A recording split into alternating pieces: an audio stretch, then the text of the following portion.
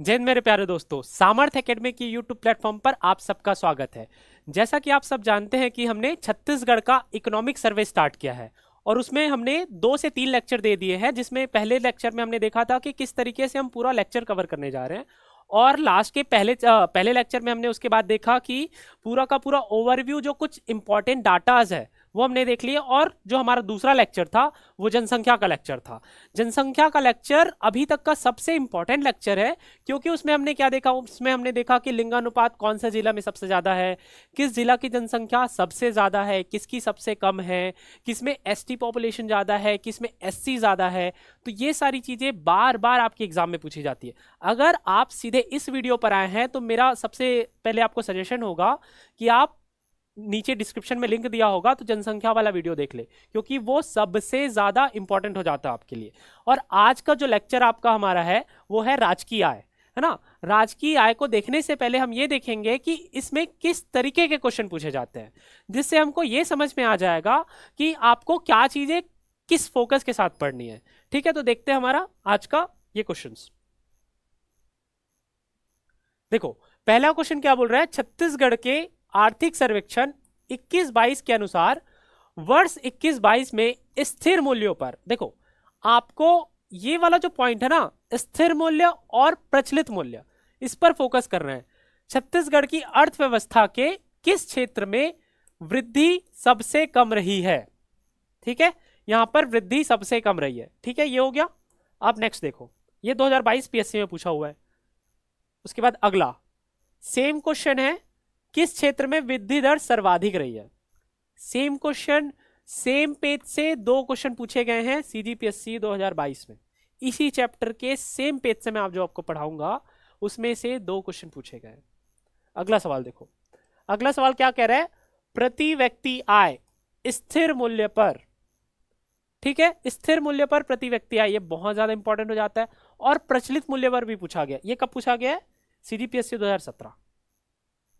अब देखो अगला, ये देखो प्रचलित कीमतों पर आपका प्रति व्यक्ति आय, ये दोनों आपको जानना है।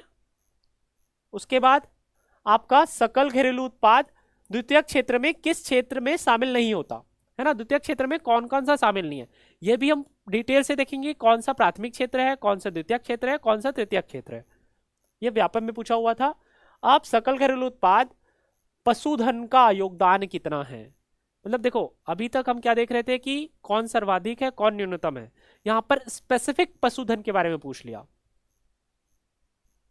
इसमें क्या पूछा हुआ है, स्थिर मूल्य पर आर्थिक वृद्धि कितना है। आर्थिक वृद्धि कितना है ये हम देखेंगे।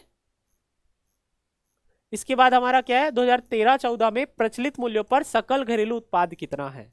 ठीक है, प्रचलित मूल्य पर सकल घरेलू उत्पाद कितना है। तो ये सारी चीजें हम पूरी की पूरी डिटेल में देखेंगे, और आपको ये क्वेश्चन देखने से ये समझ में आ जाएगा कि कहाँ पे आपको ज्यादा फोकस करना है और कहाँ पे थोड़ा कम फोकस करना है ना। क्वेश्चन का हमेशा ही मकसद यही होता है कि आपको एक दिशा दे कि किस दिशा में आपको आगे बढ़ना है। देखो, तो आज का जो हमारा चैप्टर है राजकीय आय, राजकीय आय में जो सबसे पहले हम चीज देखेंगे वो है जीडीपी, है ना। जीडीपी मतलब ग्रॉस डोमेस्टिक प्रोडक्ट। अब ग्रॉस डोमेस्टिक प्रोडक्ट को हम क्या बोलते हैं हिंदी में, इसको कहते हैं सकल घरेलू उत्पाद।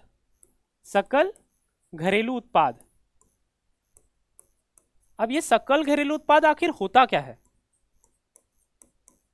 जैसा कि नाम है, सकल मतलब ऑलमोस्ट पूरा, है ना। घरेलू मतलब एक घर के अंदर डोमेस्टिक टेरिटरी में, और उत्पाद मतलब जितना भी आपका सेवा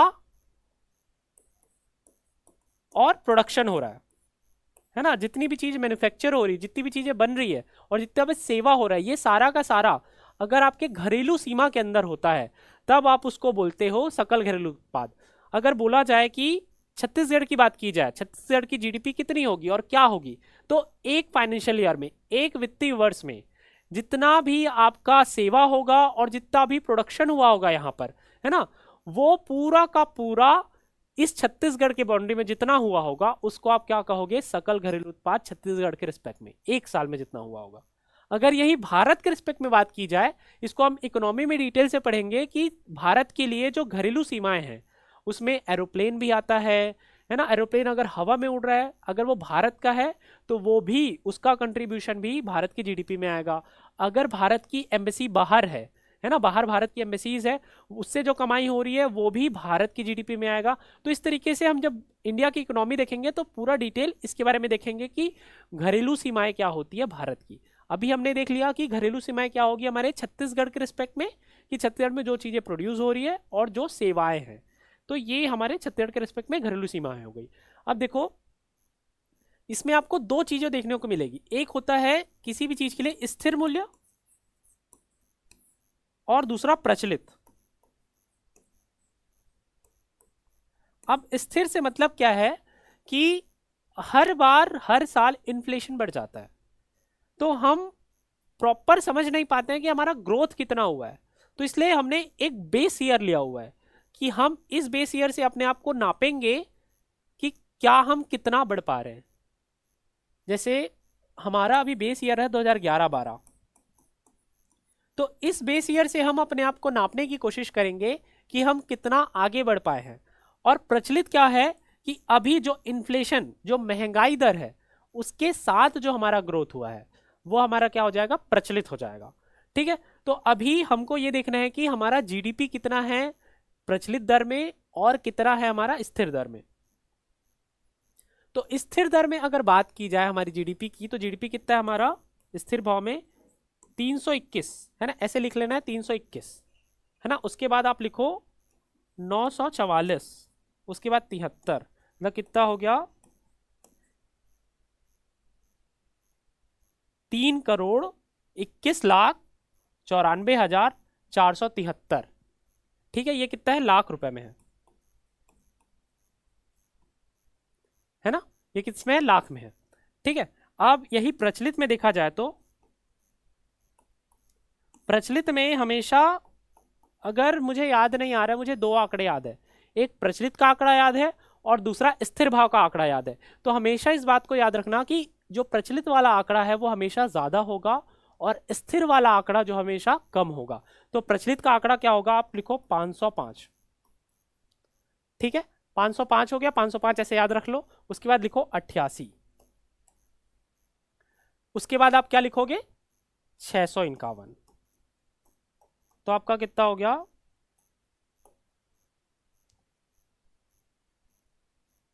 5,05,88,651। अब देखो इसको याद कैसे कर सकते हो, ये वाला जो स्थिर भाव पर है 321, आप क्या नीचे की ओर जा रहे हो, 321 उसके बाद 9। ठीक है, क्या याद कर लिए, 3,2,1,9, तो पीछे की ओर जा रहे हैं हम। उसके बाद 44, कितना है 44, उसके बाद 73। जैसे ये क्या होता है 9 और प्लस 4 + 4 8 हो गया, तो 8 या 72, तो 1 + 73, तो कितना याद हो गया आपको 3,2,1, और एक पीछे जाओगे 9, उसके बाद 44, 4 4 44 और 9 8 72, तो 1 प्लस किए तो 73। ठीक है, इस तरीके से याद कर सकते हो। अब देखो प्रचलित का कैसे याद करोगे, ये याद करना जरूरी है, क्योंकि जैसे लास्ट में हमने देखा था कि जीडीपी बताइए प्रचलित मूल्यों पर, तो यही वाला आंकड़ा बताना है आपको लाख रुपए में, है ना। या फिर अगर करोड़ में पूछेगा तो आप इसको यहां तक बताओगे, पॉइंट लगा दोगे 0.73। ठीक है, अब देखो इसको कैसे याद करना है, 505, 505 याद हो जाएगा। उसके बाद 88, है ना, 505 के बाद आपको याद रखना है 88, उसके बाद आपका हो जाएगा 651, 505, 88 और 651, है ना। अब ये पिछले साल के अपेक्षा, ये 6.56% की वृद्धि हुई है। ये हमने फर्स्ट क्लास में देखा था कि जीडीपी ग्रोथ कितनी है स्थिर भाव पर, 6.56% छत्तीसगढ़ का जीडीपी ग्रोथ है ना। ये हमने लास्ट क्लास में देखा था कि कितना इसकी जीडीपी ग्रोथ है। अब वहीं पर अगर प्रचलित भाव पर देखा जाए तो 8.93, कितना है 8.93। लेकिन आपको मेनली ये वाले आंकड़े ज्यादा अच्छे से याद रखने। आप इस बात का ध्यान रखिए कि मेनली चीजें पूछी जाती है आपके स्थिर भाव पर, ना कि प्रचलित भाव पर। प्रचलित भाव पर भी पूछ सकता है, बट अगर आपको दो में से एक ही आंकड़ा याद हो पा रहा है तो आप किसको याद रखोगे, आप सिर्फ स्थिर भाव को याद रखोगे, है ना। तो कितना है स्थिर भाव का, फिर से एक बार देख लो, 3,2,1,9,4,4 और 72 का 73 हो जाएगा, और इधर कितना है 505 हो जाएगा आपका, फिर 88, फिर 651, है ना, 505, 88, 651, है ना। और कितना ग्रोथ है 6.56 और 8.93, ये दोनों ग्रोथ हो जाएगा। अब देखो बाकी आगे बढ़ने से पहले हमको ये देखना जरूरी है कि किस किस एरिया में कितना ग्रोथ हुआ है। तो ये जो मेनली एरिया है ना वो डिवाइड किया गया आपका प्राथमिक, द्वितीयक और तृतीयक क्षेत्र में। तो ये तीनों चीजें अच्छे से आपको दिमाग में आनी चाहिए, क्योंकि लास्ट हमने क्वेश्चन देखा था जिसमें पूछा हुआ है कि द्वितीयक क्षेत्र में इनमें से कौन सा शामिल नहीं है। तो आपको समझ आ रही नहीं चीजें कि किस तरीके से क्वेश्चन बन रहे हैं यहाँ से। तो आपको सारी चीजें इस तरीके से याद रखनी है कि आप समझ पाए कि प्राथमिक में कौन सा होगा, द्वितीयक में कौन सा होगा, तृतीयक में कौन सा होगा। जैसे यहां पर ये क्यों लिखा गया है डब्बे में कि कृषि क्षेत्र प्लस खनन उत्खनन, क्योंकि आपका कृषि क्षेत्र में तो ये चारों चीजें आती है, लेकिन जब प्राथमिक की बात की जाए तो आपका क्या आ जाता है, खनन प्लस उत्खनन भी आ जाता है।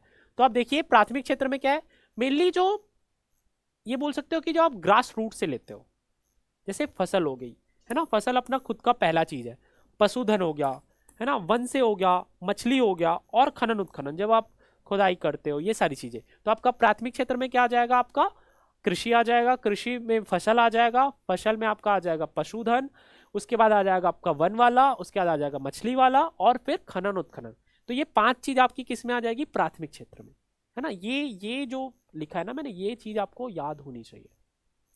अब देखो द्वितीय क्षेत्र में, द्वितीय क्षेत्र में उद्योग क्षेत्र में माइनस करोगे आप खनन उत्खनन को, क्योंकि खनन उत्खनन भी एक तरीके से उद्योग वाले क्षेत्र में आ जाता है ना।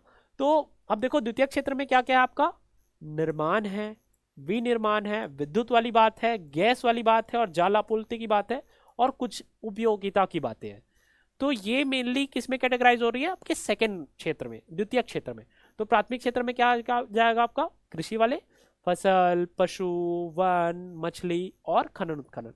इसमें क्या जाएगा, उद्योग वाले, निर्माण, विनिर्माण, आपका विद्युत, आपका फिर जल आपूर्ति, आपका गैस, और कुछ अन्य उपयोगिता है। तो ये चीजें आपको याद होनी चाहिए, ठीक है। हो गई याद, देख लो एक बार फिर से और रिवाइज कर लो।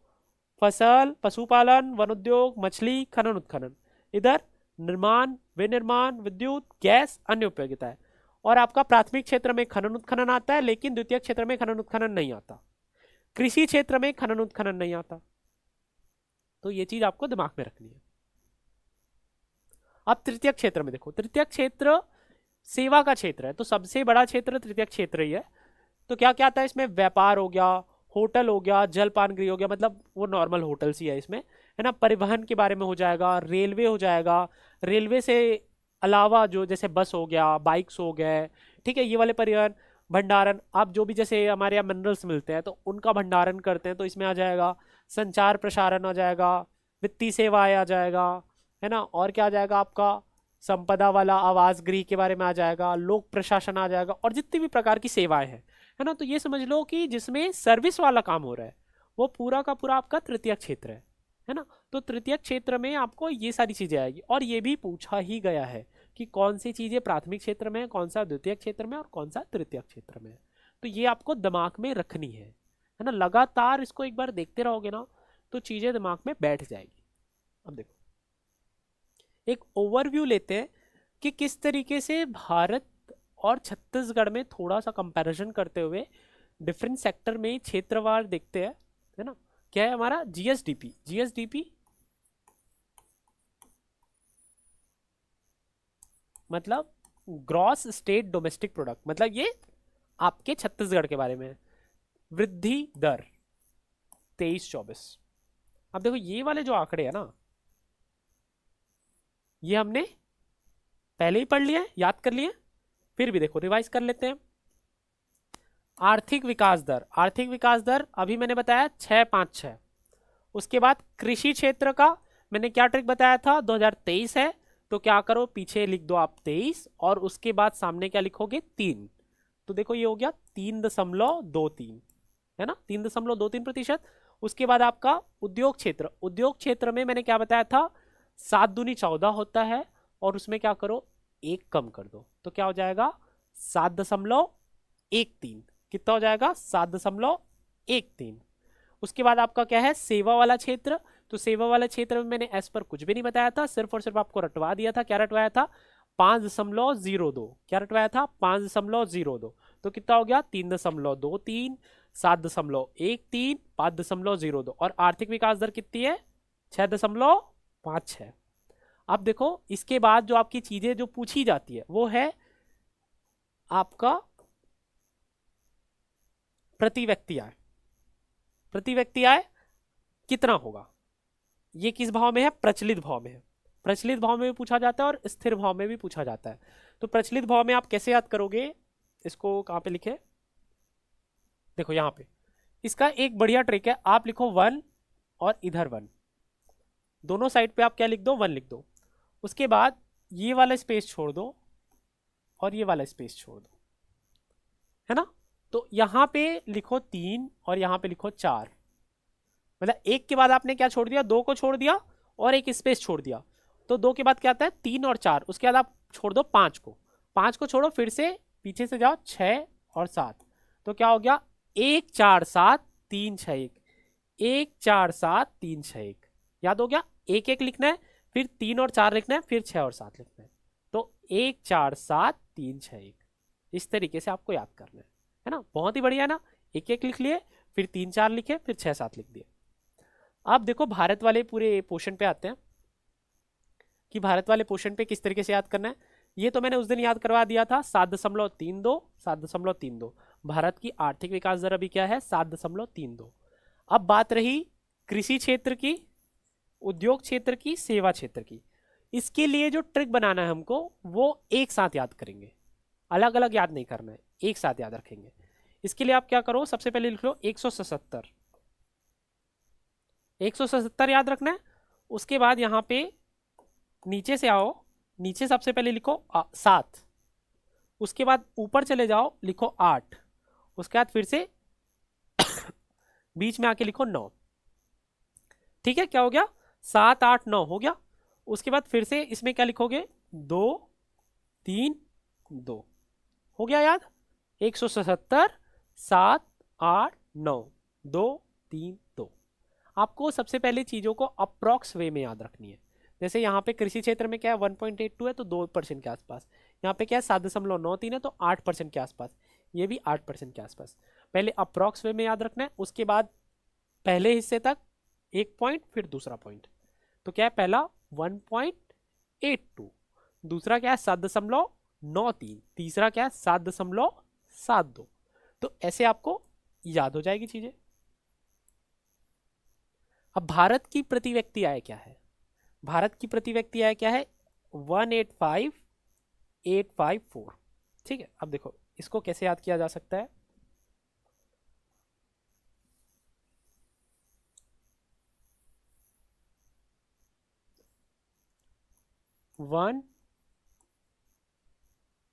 यहां पे लिखते हैं, ये हो गया 1 और इधर लिखो 4, 8585, 185,854 है ना। 185,854, तो 1 और 4 को लिख दो, उसके बाद 8585 लिख दो। तो ये भी काफी आसान है एक तरीके से याद करने के लिए। तो इधर तो याद हो गया था 147 और 361, और इधर क्या हो जाएगा 185,854। तो ये हो गया आपका पूरा का पूरा याद इस तरीके से। अब देखो नेक्स्ट स्लाइड पे चलते हैं। अब नेक्स्ट स्लाइड में क्या दिया हुआ है आपका कि क्षेत्रवार प्रतिशत योगदान, वो क्या था वृद्धि प्रतिशत। अभी आपको देखना है कि प्रतिशत क्षेत्रवार कितना योगदान दे रहा है, कोई भी वृद्धि नहीं, प्रॉपर योगदान कितना दे रहा है। तो अगर कृषि, वानिकी और मछली उद्योग की बात की जाए, अब देखो इसमें क्या ट्विस्ट है, ये प्राथमिक क्षेत्र नहीं है। प्राथमिक क्षेत्र में यहाँ पे खनन और उत्खनन को माइनस किया गया है, और इसमें द्वितीयक क्षेत्र में खनन और उत्खनन को प्लस किया गया, तब जाके वो उद्योग बना, और सेवा तो अपना तृतीयक क्षेत्र ही है। तो इस बात का आपको अच्छे से ध्यान रखना है कि प्राथमिक क्षेत्र के बारे में बात कर रहा है या कृषि क्षेत्र के बारे में बात कर रहा है। यहाँ पर किसके बारे में बात हो रही है, आपकी कृषि के बारे में बात हो रही है। तो देखो कृषि क्षेत्र में आपके स्थिर मूल्य पर कितना है आंकड़ा 15.32, 15.32। तो 15 दूनी क्या होता है 30, प्लस 2 कर दोगे तो क्या हो जाएगा 15.32, क्या हो जाएगा आपका 15.32। उसके बाद देखो इधर उद्योग क्षेत्र में क्या आंकड़ा है आपका 53.50, 53.50। तो इसको कैसे याद कर सकते हो 5 5, ठीक है, इधर लिख लो 3, इधर लिख लो 0, 5350, 5350। उद्योग क्षेत्र में कितना है आपका क्षेत्रवार प्रतिशत 5350, 5350। अब देखो सेवा में कितना है आपका 31.19, तो 3119 है ना। ये कैसे याद हो जाएगा आपका, यहां पे लिखो 1, इधर 3, इधर दोनों, एक सेकेंड, बीच में 1 1 है ना, ऐसे लिख दो। अब 1 1 के लिए हमको आगे बढ़ना है, आगे बढ़ना है मतलब 3 से 1 में जाना है, 1 से 3 में जाना है और 1 में पीछे आना है, तो 9 हो गया है ना। 1 से बैकवर्ड लोगे तो क्या हो जाएगा आपका विषम संख्या 9 हो जाता है, और 1 से फॉरवर्ड लोगे तो क्या हो जाता है 3 हो जाता है। तो 1 3 1 9, तो 3 1.19, ये आपको इस तरीके से याद हो जाएगा है ना। तो पहले आपको किस तरीके से याद करना है, आपको ये वाला क्या हो गया 15 दूनी 30 प्लस 2 32, और ये 5 3 5 0, और ये क्या हो जाएगा आपका 1 3 1 9, तो क्या हो जाएगा 3 1.19। ये क्या हो गया स्थिर भाव पर। तो सबसे पहले आपका फोकस होना चाहिए स्थिर भाव वाली चीज आपके दिमाग में बैठ जाए, है ना। फिर से एक बार देखो मेरे साथ, क्या है सबसे पहले आपका कृषि संबंधित है, कृषि संबंधित 15 दूनी 30, और 15 दूनी 30 क्या हो जाता है प्लस 2 15.32। उसके बाद दूसरा क्या है आपका उद्योग क्षेत्र। उद्योग क्षेत्र में आपको क्या करना था, उद्योग क्षेत्र में आपको सिर्फ और सिर्फ ये ध्यान देना था कि आपका कितना है 5350। उसके बाद आपका क्या है आपका सेवा वाला क्षेत्र है, सेवा वाले क्षेत्र में मैंने क्या याद करवाया 3119, 3119, ठीक है। ये स्थिर भाव पे हो गया। अब प्रचलित भाव पे चलते हैं। तो प्रचलित मूल्य पर आपका क्या है 20.49, किसके लिए कृषि संबंधित 20.49। तो ये इसको कैसे याद कर सकते हो आप,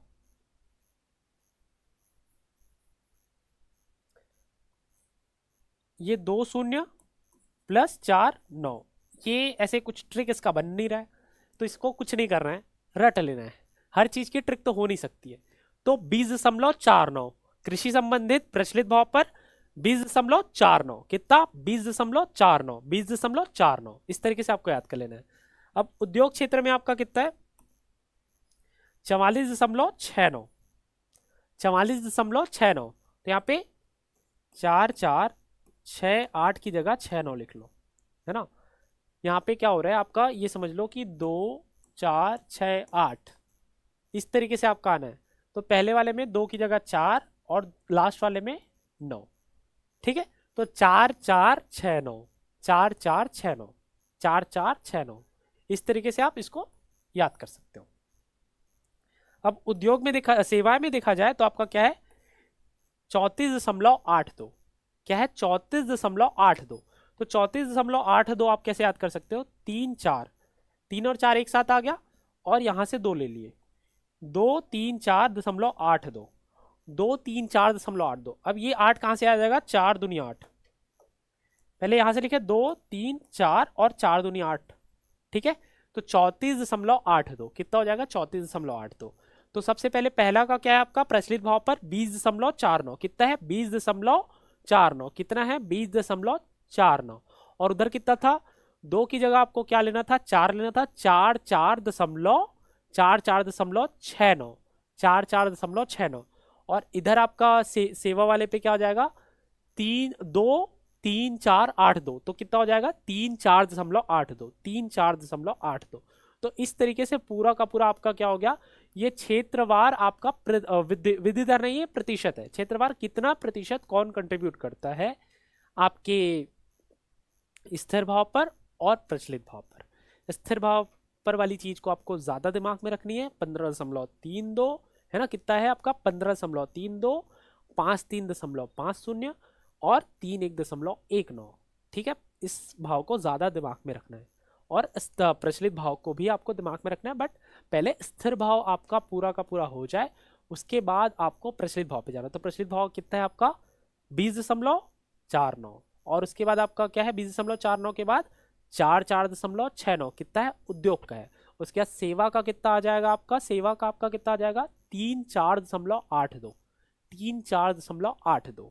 ठीक है, अब देखो नेक्स्ट। अब यही प्रति व्यक्ति आय आपका प्रचलित भाव पर और स्थिर भाव पर, ये दोनों का दोनों क्वेश्चन पूछा हुआ क्वेश्चन है ना। अभी हमने पीएससी 2017 में ही दोनों क्वेश्चन पूछा हुआ है, तो ये चीज आपकी पूछी हुई क्वेश्चन है, तो ये आपको रटा होना चाहिए। मैंने रटवा दिया था ये वाला, एक एक आपका इधर छोड़ना है, इधर छोड़ना है, सॉरी थोड़ा सा इधर छोड़ना है, 3 4 6 7। ठीक है, एक के बाद 2 को छोड़ना है और 5 को छोड़ना है, 1 1 3 4 6 7, 1 4 7 3 6 1। इस तरीके से। अब इसको कैसे याद करोगे, 105 973, 105 973 कैसे याद करना है, 105 973 है ना, 1,05,973, 105 973, 105 973 है ना, 105 973।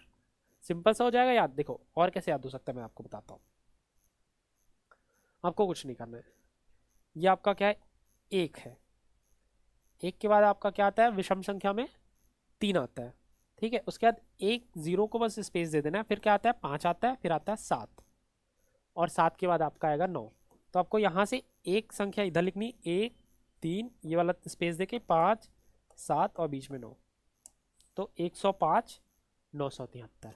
तो अगर ये 105 973 याद नहीं आ रहा तो इस तरीके से याद कर लो, 1 3 0 5 7 और बीच में 9। तो इस तरीके से भी चीज़ें याद की जा सकती है। तो दोनों ही तरीके से आपको जो सिंपल लगता है, 105 973 या फिर ये वाला तरीका है ना, ये वाला तरीका करोगे तो लाइफ टाइम ज़्यादा याद रहेगा। ठीक है, तो इस तरीके से आप दोनों ही प्रचलित भाव पर और स्थिर भाव पर दोनों ही चीज़ याद हो सकती है। और मैंने जैसे कि पहले ही स्लाइड में बताया था कि प्रचलित भाव वाली चीज़ें ज़्यादा होगी और स्थिर भाव वाली कम होगी। तो देखो प्रचलित भाव वाली कितनी, 1,47,631 है ना, 1,47,000 नहीं, 1,47,361 है ना, 361 है, और ये कितना है 1,05,973। तो ऑलमोस्ट 40,000 का डिफरेंस है ना, 40,000 समथिंग का डिफरेंस यहाँ पे आ रहा है। तो वो चीज़ें आपको दिख रही है कि प्रचलित भाव पर कितना ज़्यादा डिफरेंस है स्थिर भाव के कंपैरिजन में, है ना। अब देखो नेक्स्ट क्वेश्चन, ये वाला जो आपका टेबल है, ये आपके इस चैप्टर का मोस्ट इंपॉर्टेंट टेबल है, और इस चैप्टर के लिए, इस टेबल के लिए मैं अलग से वीडियो भी लेके आने वाला हूँ। अभी तो हम इसमें इंपॉर्टेंट चीज़ों को ही डील करेंगे, है ना, मेनली स्थिर भाव वाली चीज़ों को ही डील करेंगे। प्रचलित भाव वाली चीज़ों को जब हम इसके लिए सेपरेट वीडियो लेके आएंगे, क्योंकि इसको ही डील करवाना, इसको याद करवाना सबसे बड़ा चैलेंजिंग टास्क है। अगर इसमें मैं याद करवाने जाऊंगा तो ये 1.5 से 2 घंटे का वीडियो हो जाएगा। तो इसलिए इसको याद करवाने के लिए एक सेपरेट वीडियो आएगा। अभी मैं बता देता हूँ आपको कि इसमें से कौन कौन से चीज़ों पर आपको पूरा फोकस करना है। इस पे जैसे मेनली स्थिर भाव पर चीज़ों को फोकस करना है, और आपका जैसे फसल हो गया, पशुपालन हो गया, इसका योगदान प्लस वृद्धि दोनों आपको याद रखना है। वनोद्योग हो गया, मछली हो गया, खनन हो गया, विनिर्माण हो गया, निर्माण हो गया। अब इसमें इधर हो जाएगा रेलवे हो जाएगा, भंडारण हो जाएगा, है ना। ये मतलब अगर आपको मिनिमम पढ़ के जाना है तो आप इनके तो याद करके जाओगे ही, बाकी किसी के करो ना करो, इनके तो आपको याद करके जाने ही जाने हैं, है ना। इसमें आपको कोई भी कोताही नहीं बरत रही है। ठीक है, अब देखो स्थिर भाव पर योगदान में सबसे ज्यादा कौन योगदान दे रहा है, सबसे ज्यादा आपका योगदान देगा, देखो इधर इधर देखो, ये आपका योगदान देगा विनिर्माण। कितना है 21.19, किसका है, विनिर्माण का, है ना। कैसे याद करोगे, 21.19, तो 21 2 कम किया 19, 21 2 कम किया 19, और सबसे कम क्या आता है आपका, भंडारण आता है। सबसे कम आपका क्या आ रहा है, भंडारण आ रहा है। तो भंडारण मेनली ये 2-3 साल से भंडारण ही चल रहा है। इसका क्या आ जाएगा आपका, ये आपका भंडारण रहा 0.09, 0.09। ठीक है, अगर वृद्धि प्रतिशत में देखा जाए, वृद्धि प्रतिशत में देखा जाए तो सबसे ज्यादा आपका आ जाएगा निर्माण में, क्या आ जाएगा, निर्माण 9.89, 9.89। ठीक है, याद कर लो 9.89, 9.89। और विनिर्माण का कितना है 21.19, 21.19, ये क्या है क्षेत्रवार योगदान है और ये क्या वृद्धि प्रतिशत है ना। अब देखो रेलवे है, इसमें ये आपका है न्यूनतम, ये जाता है माइनस में, ठीक है। ये भी आपको याद रखना है कि कौन सी चीजें आपकी, जैसे रेलवे हो गया, रेलवे आपका जा रहा है -2.17, तो ये आपको ये पूछा जा सकता है न्यूनतम ना देके कि कौन सा जो आपका सेक्टर है, कौन सा जो क्षेत्र है वो आपका नेगेटिव ग्रोथ शो कर रहा है। तो देखो इसमें नेगेटिव ग्रोथ कौन शो कर रहा है, सिर्फ और सिर्फ रेलवे इकलौता है जो नेगेटिव ग्रोथ शो कर रहा है। इसमें पूरा देख लो, इवन जब हम ये देख रहे हैं, इसमें किसमें देख रहे हैं, प्रचलित भाव पर, तब भी रेलवे नेगेटिव ग्रोथ शो कर रहा है। तो आपको ये चीज़ समझनी होगी कि छत्तीसगढ़ में पिछले 1-2-3 सालों से ये ट्रेंड देखने को मिल रहा है कि लगातार ट्रेन के रूट्स बदल रहे हैं। तो ये चीज़ें क्या हो रही है, आपकी ट्रेन के रूट्स बदल रहे हैं, आपके ट्रेन बहुत ज़्यादा लेट हो रहे हैं। तो अगर इस तरीके की चीज़ें आपको देखने को मिलेगी, नए नए ट्रैक्स बन रहे हैं, तो उसके कारण लगातार डाइवर्टेड रहता है रूट, है ना, कुछ ट्रेन्स बंद हो जाती है, तो उससे क्या हो जाता है कि आपके रेवेन्यू पे बहुत असर पड़ता है। और वही जो असर है वो यहाँ पे दिख रहा है कि ग्रोथ ही नहीं हुआ है, नेगेटिव ग्रोथ हुआ है। लास्ट ईयर के कंपैरिजन में नेगेटिव ग्रोथ हो रहा है। तो ये आपको यही दिखा रहा है। तो अभी 2-3 साल में जब सारे प्रोजेक्ट्स कंप्लीट हो जाएंगे इस छत्तीसगढ़ के रीजन में, जो भी चीज़ें आती है, तो आपको ये देखने को मिलेगा कि ये भी पॉजिटिव में ग्रो करेगा, भले थोड़ा करे बट एटलीस्ट पॉजिटिव तो हो, है ना। यहाँ पे क्या चल रही है, अभी चीज़ें नेगेटिव पे चल रही है। तो आपको ये सारी चीज़ें, फसल का भी कितना है योगदान 8.64, अब इसको याद नहीं करवा रहा हूँ, सिर्फ देख रहे हैं। पशुपालन का कितना है 1.62, वन उद्योग का कितना है 2.88, मछली का कितना है 2.17, खनन उत्खनन का 10.53। अब देखो ये पूरा प्राथमिक का योग है 25.83। अब ये देखो कृषि का जो हमने याद किया था ना 15.32, उसके बाद विनिर्माण 21.19 और ये 11.64। रेलवे 0.50, देखो योगदान भी कितना कम है रेलवे का 0.50। उसके बाद देखो प्रतिशत 2.15, 6.38, 1.80। तो इस तरीके से आपको ये सारी चीज़ें देख लेनी है, और वैसे सेपरेट वीडियो इसका हम लाएंगे ही। अब देखो यहाँ पे आपको इस स्लाइड में आपको क्या देखने को मिल जाएगा कि कृषि क्षेत्र से उसमें से कौन सा सबसे ज़्यादा है, उद्योग में सबसे ज़्यादा कौन सा है, और सेवा में सबसे ज़्यादा कौन सा है, और ओवरऑल तो हमने देख ही लिया है। इसमें भी आपको इस वाले पे ज़्यादा फोकस करना है, इस पे हम सिर्फ ये वाला देखेंगे, है ना, लास्ट वाला, कि सबसे ज़्यादा किसके किस पे है, ठीक है। तो कृषि एवं संबंधित सेवाओं में ये क्या है, आपका प्राथमिक नहीं है, ये कृषि एवं संबंधित सेवा है। प्राथमिक के लिए आपका विनिर्माण वाला ऐड होना चाहिए, तो ऐड नहीं है अभी, इस बात को ध्यान रखो। तो ये क्षेत्रवार सर्वाधिक, तो सर्वाधिक किस में हो रहा है आपका, ये वृद्धि प्रतिशत है ना, वृद्धि प्रतिशत है। सर्वाधिक वृद्धि किस में हो रही है आपकी पिछले साल के कंपैरिजन में, आपका मछली उद्योग में, ठीक है। सर्वाधिक वृद्धि किस में हुई, मछली उद्योग में। और न्यूनतम किस में हुआ है, वन उद्योग में, न्यूनतम आपका हुआ है वन उद्योग में। उसके बाद उद्योग क्षेत्र में सर्वाधिक किस में हुआ है, निर्माण में। इसको याद भी रखना है क्योंकि ये सबसे ज्यादा मैक्सिमम भी है इसके साथ, तो 9.89, 9.89। उसके बाद सबसे कम जो आपका वृद्धि प्रतिशत है वो किस में है, विनिर्माण में, 5.11, 5.11। क्यों सबसे कम यहाँ पे दिख रहा है, क्योंकि ये ऑलरेडी बहुत ग्रो कर चुका है। जब किसी का बेस बहुत ऊपर होता है ना, तो ग्रोथ रेट बहुत कम हो जाती है। जैसे आप देखोगे कि भारत बहुत ज़्यादा 7%, 8% के हिसाब से ग्रो करता है, अभी 7.32 के हिसाब से ग्रो कर रहा है। लेकिन वहीं पे अमेरिका जैसे कंट्री देखा जाए तो 2%, 3%, यूके 1%, क्योंकि वो लोग ऑलरेडी ग्रो कर चुके हैं, वो अपने सैचुरेशन पॉइंट पे पहुंच चुके हैं, है ना। तो सैचुरेशन पॉइंट में पहुंचने के कारण क्या हो गया है कि वो अब ग्रो नहीं कर रहे। तो उसी तरीके से विनिर्माण का भी कॉन्ट्रीब्यूशन हमने देखा 21.19% है। तो ये क्या है, अच्छा खासा अपने क्षेत्र में पकड़ बना के रखा है।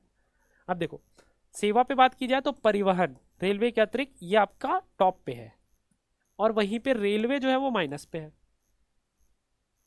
अब देखो ये ओवरऑल जीएसडीपी पे देखा जाए तो आपका क्या है 6.56, ये हमने देख लिया था। और इधर निर्माण का आ जाएगा 9.89, और विनिर्माण का रेलवे का आ जाएगा -2.17। अब प्रचलित भाव पर जब हम डिटेल क्लास देखेंगे तब इन सब को देखेंगे कि कौन सा इंडिविजुअल में है। बट अभी देख लो, अभी इतना ही याद करो, आप ज़्यादा लोड नहीं देना दिमाग को। 8.93 ये आपका वृद्धि दर था जो आपके अमाउंट का था।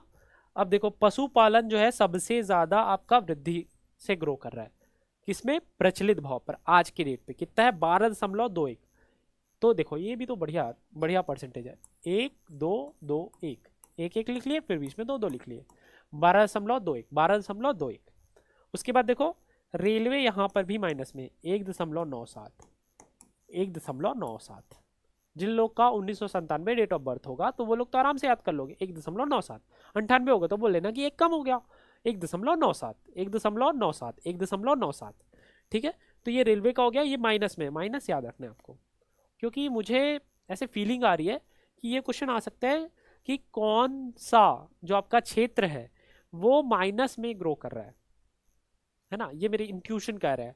बाकी अब देखो एग्जामिनर को क्या पसंद आता है, क्योंकि माइनस एक ऐसे आंखों में चुभ रहा है ना ये, कि माइनस में कैसे इतना कम कैसे हो गया। तो हो सकता है कि पीएससी भी पूछ ले या व्यापम पूछ ले कि माइनस कौन सा क्षेत्र है जो माइनस में ग्रो कर रहा है। ठीक है, अब देखो यहाँ पर अब योगदान प्रतिशत भागीदारी या योगदान की बात की जाए तो कृषि वाले पे आपका कितना है जाएगा? फसल सबसे ज्यादा योगदान दे रहा है, और पशुपालन आपका सबसे कम दे रहा है ना। और उद्योग में बात की जाए तो विनिर्माण वही 21.19, और विद्युत सबसे कम दे रहा है। अगर सेवा में बात की जाए तो आपका संपदा वाला और भंडारण, है ना। इसको इसके आंकड़े याद नहीं करने, इसलिए मैं इस पर फोकस नहीं कर रहा हूँ। आंकड़े आपको किसके याद करने हैं? ओवरऑल जीएसडीपी में विनिर्माण के 21.19 और भंडारण के 0.09, 21.19 और 0.09। अगर आपको क्षेत्रवार देखना है तो कृषि में सबसे ज्यादा कंट्रीब्यूशन किसका है? फसल का है, और सबसे कम किसका है? पशुपालन का है। अगर उद्योग में सबसे ज्यादा कंट्रीब्यूशन किसी का है तो वो है आपके विनिर्माण का, और सबसे कम किसका है? इलेक्ट्रिसिटी का। और सेवा में किसका है? स्थावर संपदा का सबसे ज्यादा योगदान है, और सबसे कम किसका है? भंडारण का। ओवरऑल देखा जाए तो विनिर्माण का सबसे ज्यादा 21.19 और भंडारण का सबसे कम है 0.09। ठीक है, अब देखो प्रचलित भाव पर, यह भी क्षेत्रवार नहीं देखेंगे, सीधा ओवरऑल पे आ जाओ। विनिर्माण है यहाँ पे भी मैक्सिमम, और भंडारण यहाँ पे भी मिनिमम है। ठीक है, यहाँ पे क्या है आपका विनिर्माण का 16 दूनी होता है 32, तो एक बढ़ा लो 33। कितना हो जाएगा? 16.32 होता है, एक बढ़ा लो 33, तो 16.33%। कितना है? 16.33%। अब वहीं पे भंडारण पे 0.09 था, है ना, स्थिर भुआ पर, तो इसमें भी एक बढ़ा लो 0.10, 0.10। तो ये हो गया आपका पूरा का पूरा प्रतिशत, क्या क्षेत्रवार योगदान का प्रतिशत, है ना, कि कितना योगदान ये सब दे रहे हैं। भंडारण यहाँ पे दोनों ही प्रचलित भाव और स्थिर भाव दोनों पर ही कम है, और विनिर्माण आपका प्रचलित में और स्थिर भाव दोनों पर ही मैक्सिमम है। आपको प्रचलित का तो याद ही हो गया, स्थिर का याद है 21.19, और भंडारण 0.09। उसी तरह 16 दूनी 32 का 16 दूनी 33 हो जाएगा, और यहाँ पे एक फिर से बढ़ाना है तो 0.09 का 0.10 हो जाएगा। तो ये पूरी चीज हो गई आपकी कि किस तरीके से आपको ये जीएसडीपी के क्षेत्रवार और वृद्धि प्रतिशत दोनों की दोनों चीजें आपको दिमाग में डाल के रखनी है। अब देखो सवाल को देख लेते हैं। अब इस सवाल को थोड़ा मॉडिफाई करना पड़ेगा हमें। इसमें से 2-3 के आंसर तो मैं कर दूंगा, उसके बाद 2-3 के आंसर मुझे चाहिए कमेंट में, है ना। अगर आप प्रॉपर क्लास अटेंड कर रहे हो तो आपका ये फर्ज बनता है कि आप कमेंट में आंसर्स बताओ, है ना। तभी आप इंगेज करोगे और आपको लगेगा कि हाँ ठीक है, कि मैं घर में बैठ के नहीं कर रहा हूँ, मैं किसी क्लासरूम में बैठ के पढ़ रहा हूँ, है ना। तभी तो आपको लगेगा ना कि आप एक कॉम्पिटिटिव स्पिरिट पे हो, कि वो ये आंसर दे रहा है, मैं ये दे रहा हूँ, और चीटिंग नहीं कर रही यहाँ पे कि गूगल कर रहा है, गूगल करके नहीं बताना है। आप इस क्लास के दौरान ही जितना पढ़ रहे हो और आपको जो चीजें याद आ रही है, आप जो चीजें नोट डाउन कर रहे हो, तो उन्हीं चीजों को देखते हुए आपको यहाँ पे आंसर करना है। तो इसको क्या मॉडिफाई कर लेते हैं, छत्तीसगढ़ के आर्थिक सर्वेक्षण, अब देखो 21-22 है तो ये कर लो 23-24 के अनुसार वर्ष 23-24 में स्थिर मूल्यों पर छत्तीसगढ़ की अर्थव्यवस्था के किस क्षेत्र में वृद्धि सबसे कम रही है? सबसे कम वृद्धि किस क्षेत्र में है? योगदान की बात नहीं हो रही है, सबसे कम वृद्धि ये किस क्षेत्र में है आपके? रेलवे -2.17, ठीक है, भंडारण क्या है आपका, भंडारण अगर योगदान पूछा जाए तो 0.09, क्योंकि स्थिर भाव पर कहा है। ठीक है, आपको स्थिर भाव पर पूछा है कि प्रचलित भाव पर पूछा है, ये चीज भी याद रखनी है। अब देखो नेक्स्ट सवाल, 21-22 फिर से कर लो, 23-24 ये फिर से आ जाएगा, 23-24, और फिर से ये क्या है, स्थिर भाव पर है। 70 किस क्षेत्र में वृद्धि दर सर्वाधिक रही है, वृद्धि दर पूछा हुआ है ना कि योगदान। तो वृद्धि दर किस में सर्वाधिक रही है, निर्माण में सर्वाधिक रही है।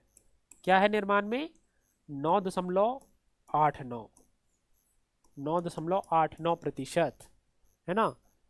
सेम क्वेश्चन अगर रिपीट होता है तो यहाँ पे क्या लिख दोगे, सीडीपीएससी 2025। ठीक है, अगर same question by chance repeat हो जाता है तो इस तरीके से आप इसको देख सकते हो। अगला सवाल, छत्तीसगढ़ राज्य में प्रति व्यक्ति आय स्थिर कीमतों पर 2017 16-17 की जगह 2023-24 के लिए क्या अनुमानित है। ठीक है, क्या ट्रिक बताया था मैंने, यहाँ पे लिखो 1, यहाँ पे आप छोड़ दो जगह, यहाँ पे लिखो 3, फिर लिखो 5, फिर लिखो 7, यहाँ 9, 0, 105 973। ठीक है, ये क्या है आपका स्थिर कीमतों पर प्रति व्यक्ति आय है ना, स्थिर कीमतों पर प्रति व्यक्ति आय। अब देखो नेक्स्ट, 2013-14 23-24 में प्रचलित कीमतों पर छत्तीसगढ़ राज्य में प्रति व्यक्ति आय क्या थी, क्या थी प्रति व्यक्ति आय, क्या याद किया था हमने, 1 1 इधर छोड़ा था, इधर छोड़ा था, 3 4 और ये 6 7, 1 4 7 3 6 1, है ना, 1,47,361। कितना, 1,47,361।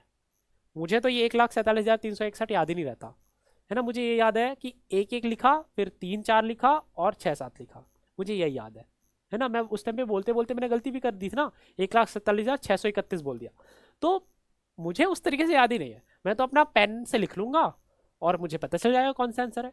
तो आपको बस कैसे याद हो रहा है फर्क नहीं पड़ता, आपको याद होना चाहिए बस। ठीक है, अब अगला सवाल, राज्य के सकल घरेलू उत्पाद में द्वितीयक क्षेत्र में किस क्षेत्र को शामिल नहीं किया जाता, खनन उत्खनन, विनिर्माण, विद्युत और निर्माण, किसको शामिल नहीं किया जाता है। इसका जवाब नहीं दूंगा क्योंकि ये बहुत अच्छे से एक्सप्लेन किया मैंने, तो ये आप कमेंट सेक्शन में लिखोगे। छत्तीसगढ़ राज्य में सकल घरेलू उत्पाद वर्ष 2023-24 में स्थिर भाव पर पशुधन का योगदान क्या है, पशुधन का योगदान ना कि वृद्धि प्रतिशत, है ना। तो योगदान क्या है ये आपने देखा था कि योगदान जो है मिनिमम है पशु का। ठीक है, ये भी आप किस में लिखोगे, कमेंट सेक्शन में लिखोगे, है ना। कमेंट सेक्शन में लिख के मुझे बताओगे कि 23-24 के लिए पशुधन का योगदान क्या है स्थिर कीमतों पर। अगला सवाल, ये भी पीएससी 2017 में पूछा हुआ है, छत्तीसगढ़ में सकल घरेलू उत्पाद में स्थिर मूल्य पर वर्ष 23-24 में आर्थिक वृद्धि दर का अनुमान कितना किया गया है, कितना किया गया आर्थिक वृद्धि दर का अनुमान, 6.56%। ठीक है, 6.56%, यह हमारे आर्थिक वृद्धि दर का अनुमान किया गया है। अब देखो अगला सवाल, छत्तीसगढ़ राज्य में वर्ष 2023-24 की जगह 13-14 की जगह 23-24 प्रचलित मूल्यों पर सकल घरेलू उत्पाद क्या है ना। जो मैंने फर्स्ट स्लाइड में आंकड़े लिखे थे, है ना, वही आंकड़ों को आपको यहाँ पर फिर से बताना है। 5 लाख समथिंग था, 5,05,000, है ना। तो जिस तरीके से मैंने याद करवाया था उसी तरीके से आपको कमेंट सेक्शन में याद करके लिख देना है। जैसे यहाँ पे क्या था, करोड़ है ना, हमने किस में पढ़ा हुआ है, लाख में पढ़ा हुआ है ना। तो लाख में पढ़ा हुआ है तो आप क्या करोगे, लास्ट के 2 डिजिट जो हमने पढ़े हैं लाख में उसको पॉइंट लगा दोगे। तो ये आपको देख लेना है कि एग्जाम में आपको लाख में पूछ रहा है या करोड़ में पूछ रहा है। तो ऐसा नहीं होना चाहिए कि हमने लाख में पढ़ लिया और करोड़ में पूछा तो हमें आंकड़ा ही नहीं दिख रहा है। तो इतनी इंटेलिजेंसी हमको दिखानी है कि करोड़ में है कि लाख में है। हम अभी लाख में पढ़ रहे हैं क्योंकि इकोनॉमिक सर्वे में लाख में दिया हुआ है, हो सकता है एग्जामिनर करोड़ में पूछ ले जैसा कि इस वाले में पूछा हुआ है। तो ये आप कमेंट सेक्शन में इसका आंसर देखोगे और पशुधन वाले का आंसर दोगे। दोनों का, और द्वितीय क्षेत्र में कौन सा शामिल नहीं। ये 3 क्वेश्चन के आंसर आप करोगे, बाकी 4 के मैंने कर दिए। ठीक है, तो आज के लिए बस इतना ही, इस क्लास के लिए बस इतना ही रखते हैं, बाकी नेक्स्ट क्लास में देखेंगे। होप आपको इस क्लास में मजा आया होगा, और क्वेश्चन को करते जाओगे तो आपको और समझ में आएगा कि आपका कितना प्रतिशत याद हुआ है। अगर चीजें लगती है कि और भूल रहे हैं तो एक बार फिर से वीडियो को रिवाइंड करके देख लो, है ना। उससे क्या हो जाएगा, आपको रिकॉल पावर बढ़ेगी, क्योंकि मैं खुद 3 से 4 बार चीजों को बोल रहा हूँ, तो उससे आपके दिमाग में बार बार चीजें छपेगी। तो ये चीज आपको करना ही है ना, इसका और कोई ऑप्शन नहीं है, क्योंकि इकोनॉमिक सर्वे बहुत ज्यादा इंपॉर्टेंट जाता है। ठीक है, तो आज के लिए बस इतना ही, मिलते हैं हम नेक्स्ट क्लास में। जय हिंद, वंदे मातरम।